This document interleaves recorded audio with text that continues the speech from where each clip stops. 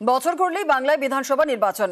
Commission পক্ষপাতিত্ব করছে, SIR করে বিজেপি জিততে পারবে না। চ্যালেঞ্জ ফিরহাদের। হারবে বলেই ভয় পাচ্ছে, সংবিধানই পথ দেখাবে। পাল্টা তোপ শ্রমিকের। যতই চেষ্টা করুক বিজেপিকে জেতাতে পারবে না।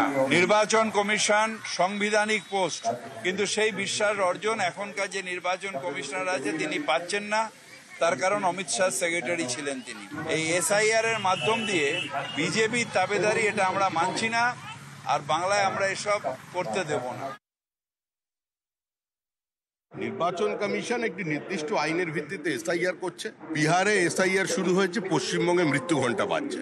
সাংবিধানিক ব্যবস্থাকে যদি কেউ চ্যালেঞ্জ করে তাহলে একটা কনস্টিটিউশনাল ক্রাইসিস তৈরি হয়। কোনো সাংবিধানিক সংস্থাকে যদি কেউ ভেঙে দেয় তাহলে সংবিধানের মতো করে যেটা করা উচিত সেটা করবে। হরিয়ানায় হেরেছে, দিল্লিতে হেরেছে, বিহারে হারছে, বাংলাতে হারবে। ভয় থেকে এসব।